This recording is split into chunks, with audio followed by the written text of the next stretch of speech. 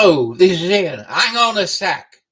We switched the camera over, but it's a bit dark in here tonight. Look. Right, hang on a sec. Got to press the button. Yeah, I got a new web. How about that? Oh, turn it down a bit.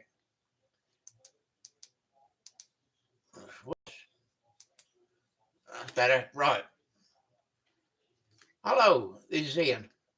Somerset News Network, and don't normally do a live at night. Normally like to do it during the day and record it and edit all the bluffs out and the ums and the ahs and what have you.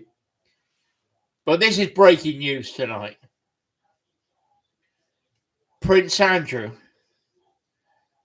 ex-Prince Andrew, has been stripped of all his titles.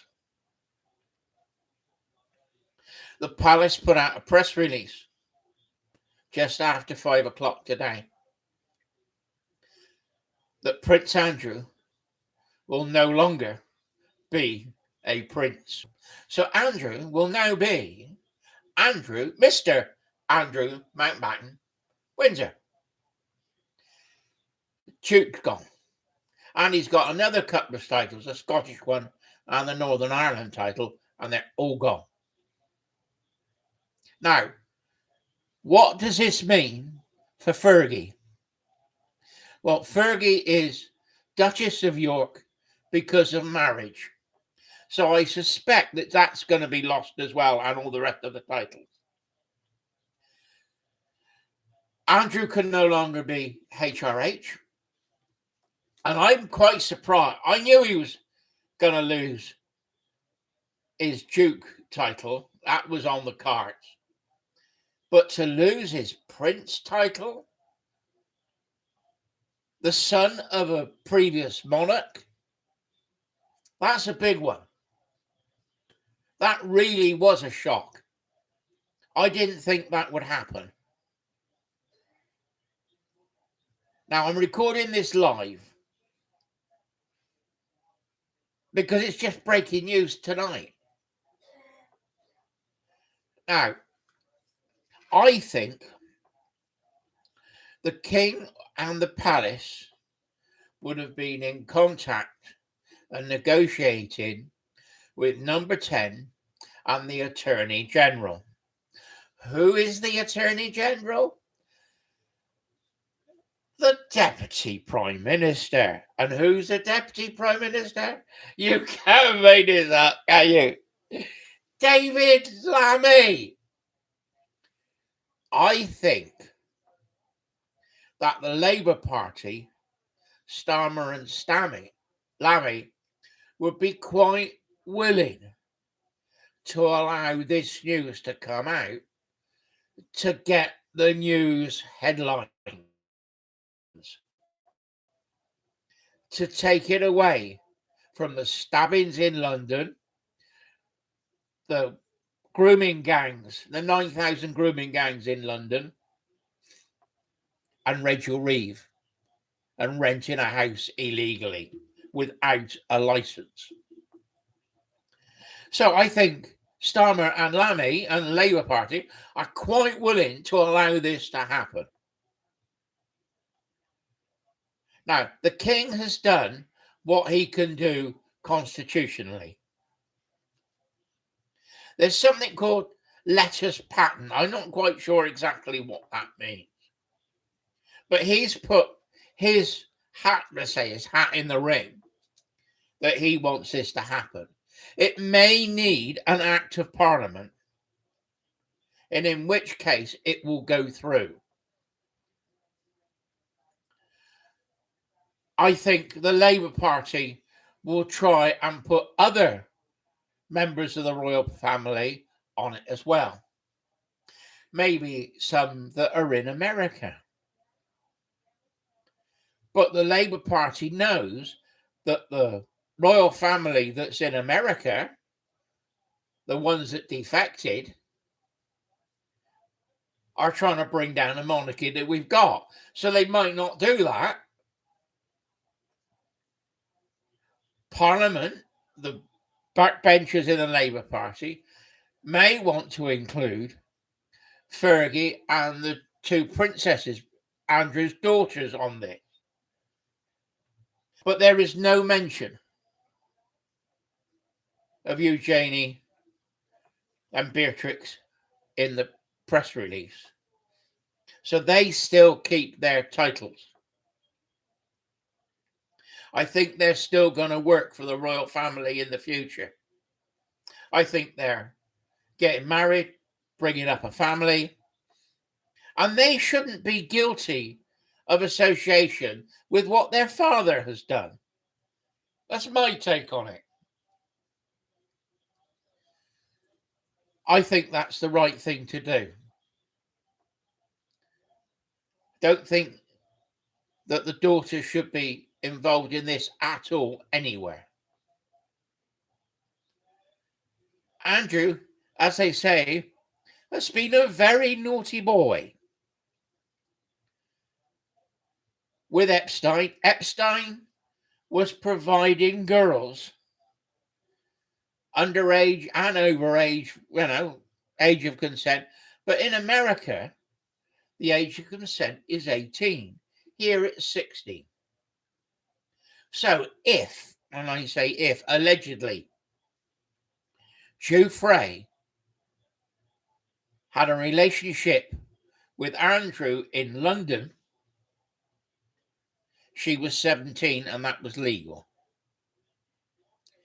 If it was in America or on Epstein Island, she would have to have been 18 and she would have been underage. Now, were any other girls supplied to Andrew? And why did Epstein do it? And we know that Epstein was doing it so that he could blackmail people. Was Andrew being blackmailed? I think that Epstein was a network builder. He was trying to find out information.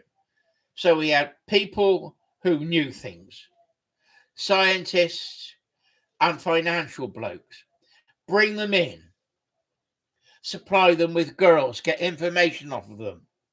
What company's going to make money, what new innovations, what patents they've got. Then he would suggest that he had photos or videos of them with the girls, and then he would ask for a donation to the foundation. That's what I think. That's my allegation. Now, when it comes to Andrew, he then has royalty in his circle, and people will come to him because he's a friend of Prince Andrew, the ex-Prince Andrew. And they will come in. So Andrew may have had a freebie for the influence that Andrew could bring and elevate Epstein.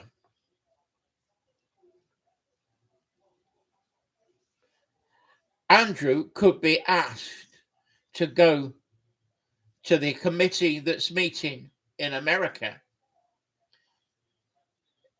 to answer questions about Epstein. Now, if Andrew is subpoenaed by the American government to appear before this committee, he would be duty bound to go.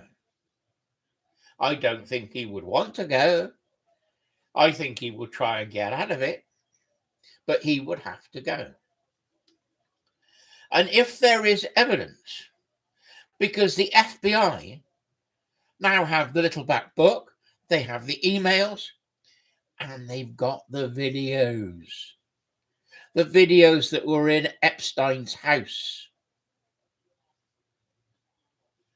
And no doubt, if everything was videoed, Andrew would have been videoed with the girls. Now, if they can prove that the girl that he was, you know what I mean, if he was rumpy pumpy, then if they were under 18, that is illegal, and Andrew could face a court case in America. I don't think he could have a court case here because Dufresne was 17 and she was over the age of consent in this country. But if it was in America, either at Epstein's house in New York or on the Epstein Island, then that would be a crime in America. And he could be impeached. So does the royal family know that this is on the cards? And is this part of the background why the king has said, hang on a minute, we can't have this. We got to put a stop to this. I think the public opinion over the last week, since the Andrew emails with Epstein have come out, way after the time that he was convicted, showing that they were still talking to each other. He said, we're in this together and we'll play later. Well, the question is, what does play later mean? I don't think it would have been tiddlywinks. So what's got to happen? My understanding, as far as I know, is they talk about letters patent. Now the king may be able to do this, but it may need an act of parliament to do it officially. So the king talks to Starmer and to the Attorney General, who is David Lammy. Oh, you can't make this up, can you? I think they're quite willing to allow this to happen, to get the press to take the pressure off of Rachel from accounts.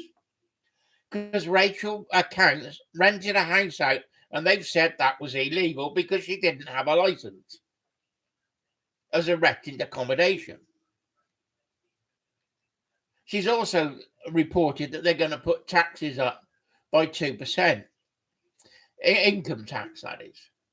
Well, if they put income tax up by 2%, that's going to stifle the economy. I had that in the 70s. When I had a wage packet, they put personal tax up. And I actually got a pay rise. I got a £5 pay rise. But with the tax they took off, I was taking home £37 a week. I thought I was rich. Well, I wasn't earning lots of money, but £37 a week. And this is in the 70s. And I thought I, comfortable enough. Not rich, but I was still low wage earner. But I got a £5 pay rise. But I went in and they put the tax on. And I had £6 off my wages. Oh, national interest went up as well because of it. So my wages went down to £36 a week. But what they normally do, it's gloom and doom before the budget. Gloom and doom. They're going to do this. They're going to put tax on petrol. They're going to put tax on national insurance. They're going to put personal tax up. They're going to put corporation tax up. And it's all gloom and doom. And then when it comes out and the chancellor's standing there, where they've sort of pronounced that it'll be 2 pence in the pound on your tax bill, she may say, I'm putting tax up from 20% to 21%. So she's putting up 1%. And the papers will say, oh, it's not as bad as we thought. It's okay. It's not as bad as we thought. You wait and see. They do it time and time again. I've seen it budget after Labour and Tory governments. They play the same playbook. And I think Andrew's story is coming out to take the story away from the demise of the tyranny of this Labour government. We have let all these illegal migrants in. The stabbing on Monday of the guy walking his dog was by a 22-year-old Afghan who has leave to stay because even though he came in illegally on a lorry, hiding in the back of a lorry. And the two people that were stabbed, along with the guy working his dog, were Pakistani, a father and a son. And they were both stabbed. Turns out that the Afghan was living in their house with them.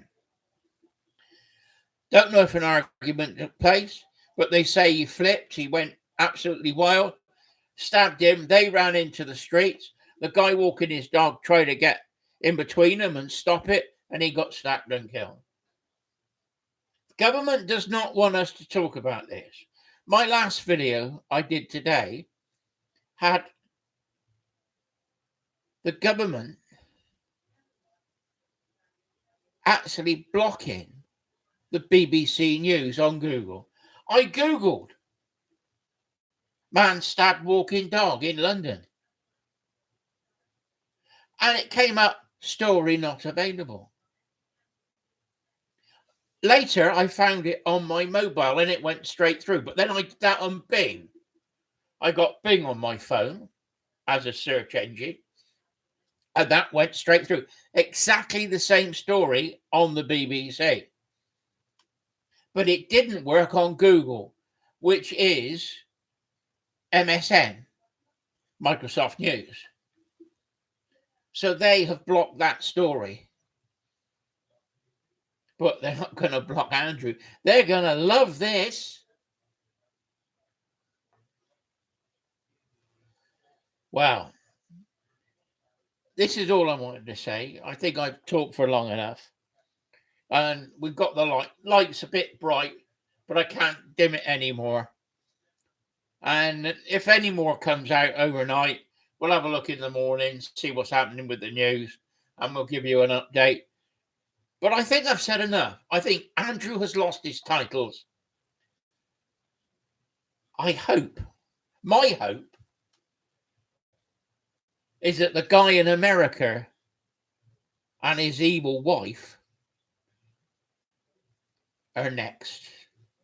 Because if they take the titles away from Harry, then Meghan loses her titles automatically.